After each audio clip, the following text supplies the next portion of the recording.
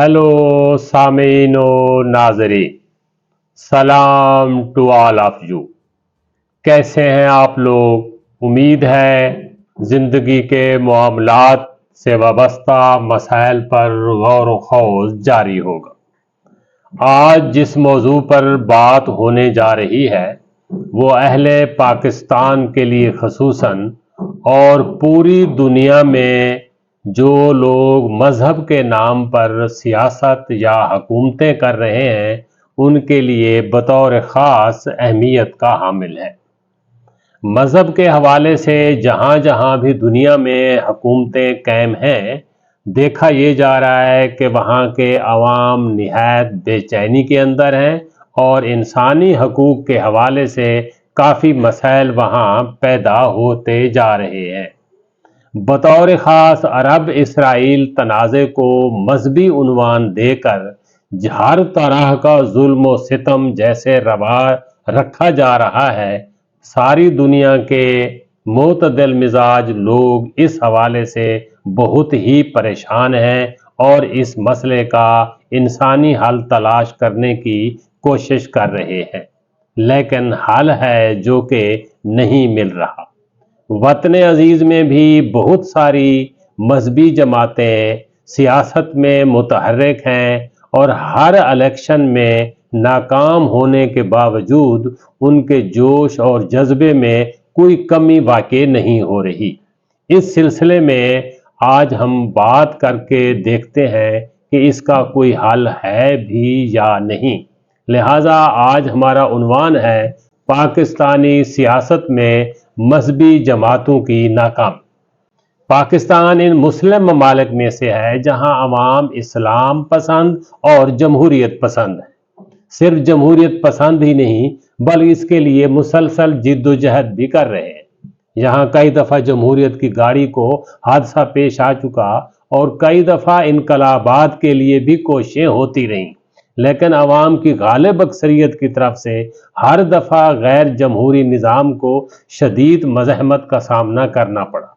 यूँ कहा जा सकता है कि अगर जमहूरियत को नहीं चलने दिया जाता रहा तो आमरीयत को भी पांव जमाने का मौका नहीं मिल सका।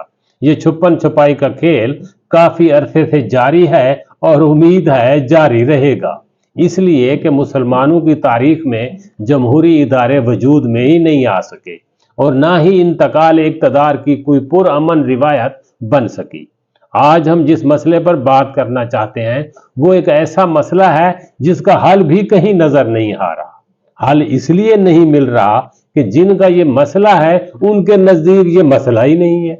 इन सब का फरमान अजीम है कि ये हमारा मसला नहीं है कि हम मुंतखब नहीं हो रहे, बल्कि ये अवाम का मसला है जो हमें मुंतखब नहीं कर रहे।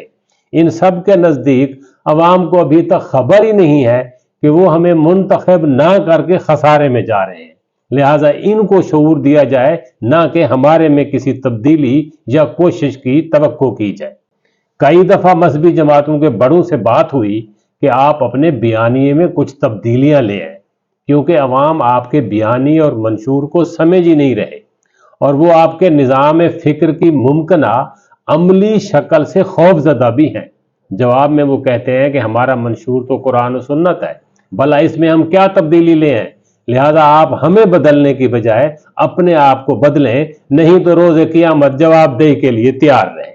इन हजरात को जब ये कहा जाता है कि कुरान और सुन्नत के मंशूर की बुनियाद पर तो बहुत सारी मजहबी जमातें हैं, इन सब का फ़हम और इसकी अमली शक्लें भी बहुत मुख्तलिफ हैं, तो जवाब मिलता है ये कोई बड़ा मसला नहीं है, मसला अवाम में है। मैं चूँकि बहुत सारे लोगों की तरह अपने आप को इनके खैर खाओं में शुमार करता हूँ, इसलिए मैंने काफ़ी सोचो विचार की है कि आखिर ये भले लोग इंतखाबात में अवाम की तवज्जो हासिल क्यों नहीं कर पाते।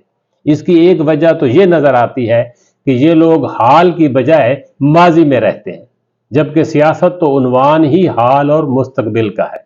जदीद दौर की इंतखाबी सियासत और जमहूरियत को ये कबूल ही मुश्किल से करते हैं, जबकि इस्लाम जमहूरी सियासत को पसंद करता है। खुलफाए राशिदीन का दौर इसकी मिसाल है। इस सिलसिले में एक मसला ये भी है कि आजकल जदीद दौर में इंसान को दरपेश मसाइल का इदराक और उनके हल के लिए इनके पास कोई निज़ाम नहीं है। اس حوالے سے ترقی یافتہ ملکوں کے نظام اور ان سے متعلقہ ماہرین سے رابطے کے حق میں بھی یہ نہیں ہے، بلکہ ہر وقت ان پر تنقید کرتے رہتے ہیں۔ باہمی طور پر ایسے ایشوز پر مسلسل آپس میں دست و گریباں رہتے ہیں جن کا تعلق بھی ماضی بعید سے ہوتا ہے۔ باقی ساری دنیا سے الگ رہنے اور الگ نظر آنے میں خوشی اور اعزاز محسوس کرتے ہیں۔ ہر جماعت اور ان کا ہر فرد دوسروں پر بلکہ ساری دنیا پر اپنے نقطہ نظر کو نافذ کرنے کے لیے ہر وقت ہر دم بلا وجہ پرجوش رہتا ہے۔ ہر جدید چیز، وہ سائنس ہو یا ایجادات، مشکل سے ہی ان کے ہاں شرف قبولیت پاتی ہیں۔ بقول اقبال، آئین نو سے ڈرنا، طرز کہن پہ اڑنا، منزل یہی کٹھن ہے قوموں کی زندگی میں، اس شعر کی شاندار تعبیر ہماری مذہبی تاریخیں ہیں۔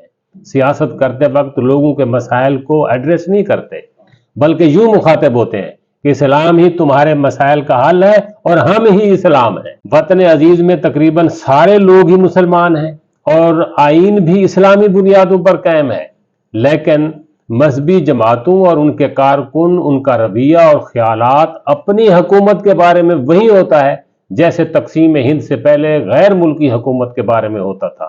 ناکامی کی ایک اور بڑی وجہ یہ بھی نظر آتی ہے کہ وقت اور حالات کے ساتھ بنیادی اصولوں پر عمل پذیری میں جو تبدیلیاں آتی ہیں، ساتھ نئے ادارے اور بے شمار ایجادات ہوتی ہیں، وہ انسان کی ضرورت بن گئی ہیں۔ اس کے نتیجے میں سماج میں بے شمار جوہری تبدیلیاں وقوع پذیر ہوئی ہیں۔